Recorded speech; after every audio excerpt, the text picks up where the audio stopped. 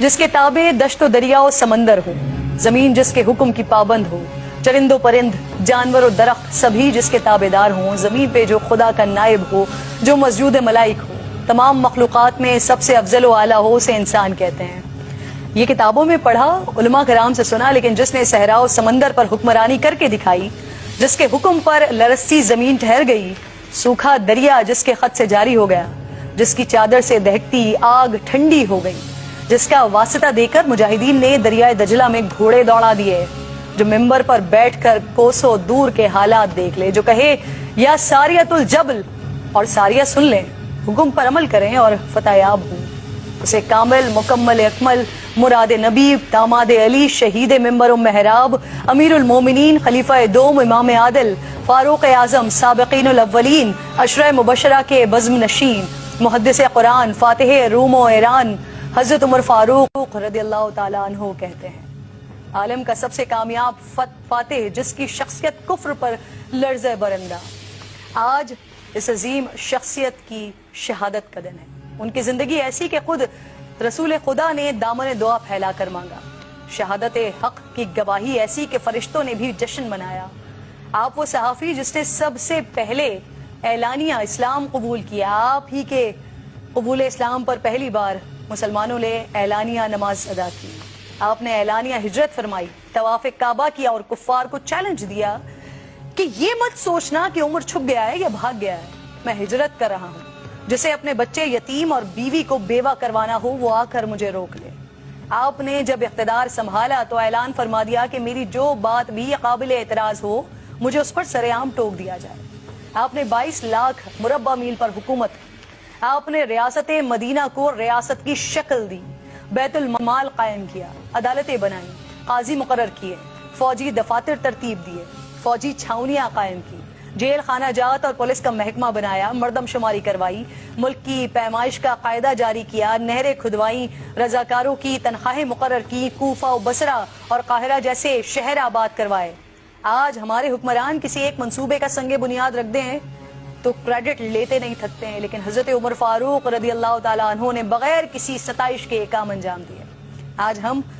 بے نظیر کارڈ اور احساس پروگرام سے غریبوں کی زندگی بدلنے کی باتیں کرتے ہیں۔ آج سے 1400 سال قبل حضرت عمر فاروق رضی اللہ تعالیٰ عنہ گلی کوچوں میں گشت کر کے غریبوں کی خبرگیری کیا کرتے تھے۔ احساس ذمہ داری اتنی تھی کہ فرماتے تھے کہ اگر فرات کے کنارے کتا بھی پیاس سے مر جائے تو اس کی جواب دہی مجھ سے ہوگی۔ آج توشہ خانہ اور لندن کی منی ٹریل مانگنے پر حکمران غصے میں آ جاتے ہیں، اس کو سیاسی انتقام قرار دیتے ہیں، لیکن دور عمر فاروق رضی اللہ تعالیٰ عنہ میں سب مسلمانوں میں بیت المال کا کپڑا تقسیم کیا گیا۔ کپڑا اتنا تھا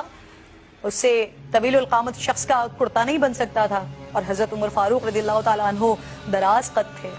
جب لوگوں نے حضرت عمر فاروق رضی اللہ تعالیٰ عنہ کو اسی کپڑے کا کرتا پہنے ہوئے دیکھا تو کھڑے ہو گئے اور سوالات شروع کر دیے۔ ایسے میں آپ کے صاحبزادے آگے بڑھے اور وضاحت دی کہ میں نے اپنے حصے کا کپڑا اپنے والد کو دیا ہے تو ان کا کرتا بنا ہے۔ وقت کے خلیفہ نے وضاحت پیش کی، لیکن آج اگر ہمارے حکمرانوں سے سوال ہو جائے تو کہتے ہیں پوچھنے والے کی ہمت کیسے ہوئی، پتھراؤ کروا دیتے ہیں، اداروں پر ڈنڈے چلوا دیتے ہیں۔ حضرت عمر فاروق رضی اللہ تعالیٰ عنہ سیاست، امامت، فوجی قیادت کے ہی ماہر نہیں تھے، بلکہ اللہ تعالیٰ نے آپ کے سینے کو نور سے بھر دیا تھا۔ کئی مواقع پر حضور نبی کریم صلی اللہ علیہ وآلہ وسلم آپ سے مشورہ مانگا کرتے تھے، جو مشورہ سیدنا عمر فاروق رضی اللہ تعالیٰ عنہ نے دیا، قرآن کریم کی آیت مبارکہ اسی کی تائید میں نازل ہوئی۔ ازواج مطہرات کے پردے، قیدیان بدر، مقام ابراہیم پر نماز، حرمت شراب، کسی کے گھر میں داخلے سے پہلے اجازت، تطہیر سید عائشہ فاطمہ عائشہ رضی اللہ تعالیٰ عنہا جیسے اہم معاملات میں سیدنا عمر کی رائے، مشورے اور سوچ کے موافق قرآن کریم کی آیات نازل ہوئی۔ علماء و فقہا کے مطابق تقریباً 25 آیت قرآنی ایسی ہیں جو براہ راست فاروق اعظم کی تائید میں نازل ہوئی ہیں۔ جہاں آپ منافقین کے لیے جلالی تھے وہاں مومنین کے لیے درد مند تھے۔ جس سال عرب میں قحط پڑا تو آپ نے قسم کھائی کہ گوشت یا کوئی اور لذیذ چیز نہیں کھائیں گے، یہاں تک کہ قحط ختم ہو گیا اور پھر خوشحالی آ گئی، لیکن آپ نے پھر بھی یہ چیزیں صرف یہ سوچ کر نہیں کھائیں کہ کہیں ایسا نہ ہو کہ میں تو کھاؤں اور میری رعایا میں سے کسی کو یہ نصیب نہ ہو۔ واللہ کاش کے نام عمر استعمال کر کے حکمرانی کا تاج حاصل کرنے کے خواہش مند ان کی زندگی کے صرف ایک پہلو پر بھی عمل کر لیں تو پاکستان کا نظام تبدیل ہو جائے۔ آج نہیں تو کل یقیناً ایسا ہوگا۔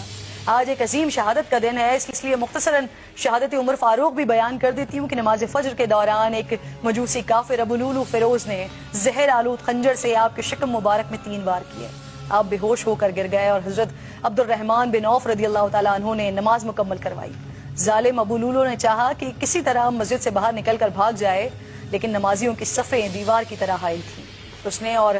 صحابیوں کو زخمی کرنا شروع کر دیا۔ 13 صحابی زخمی ہوئے، جن میں سے 7 شہید ہو گئے۔ اتنے میں نماز ختم ہو گئی اور ابو لولو پکڑا گیا۔